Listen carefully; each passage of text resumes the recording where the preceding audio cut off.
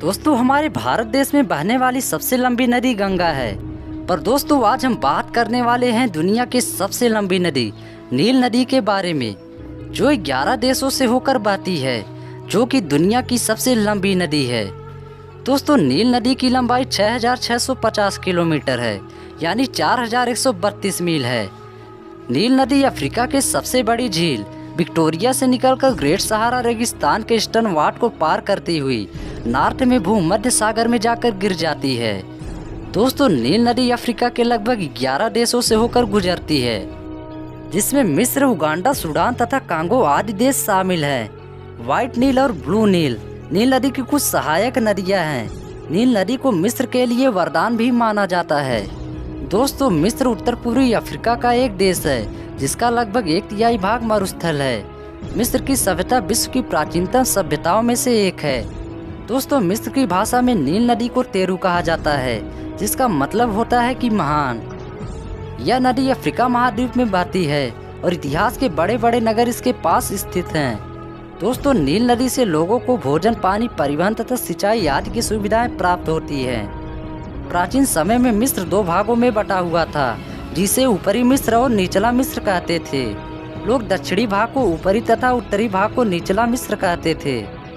नील नदी का बहाव दक्षिण से उत्तर की तरफ है। दोस्तों नील नदी की वजह से ही वहाँ की मिट्टी बहुत ही उपजाऊ निकली, जिससे वहाँ के निवासी अपनी जीविका चला सकते हैं। हर साल सितंबर के महीने तक नदी का स्तर बढ़ जाता है, जिस कारण वहाँ बाढ़ जैसे हालात बन जाते हैं। लंबी तेज बहाव के कारण आई काली मिट्टी वहाँ की मिट्टी को और अधिक उपजाऊ बना देती है। वहाँ के लोग इसमें खेती करके अपनी जीविका चलाते हैं। नील नदी मिस्र के लोगों को घर इमारत बनाने के लिए सामान भी उपलब्ध करवाती है। दोस्तों नील नदी की गीली मिट्टी से लोग वहाँ घर बनवाते हैं। इसके अलावा वो पहाड़ियों से चूना पत्थर, बलुआ पत्थर भी प्राप्त करते हैं। अफ्रीका के अलावा कई देश इस नदी के किनारे बसे हुए हैं, जिस वजह से इस नदी का इस्तेमाल परिवहन के लिए भी किया जाता है। दोस्तों इस नदी में मोटर बोट भी चलाया जाता है। बाढ़ से बचने के लिए नील नदी पर असवान डैम बनाया गया है।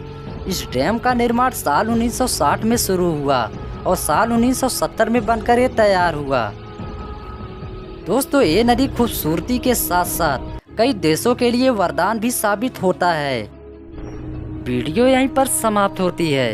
दोस्तों आशा करता हूँ कि जानकारी आपको जरूर पसंद आई होगी। यदि आपको हमारी वीडियो अच्छी लगी हो तो वीडियो को लाइक कर चैनल को सब्सक्राइब जरूर कीजिए और हमें कमेंट में करके बताइए कि अगली वीडियो किस टॉपिक पर हो। तब तक के लिए गुड बाय।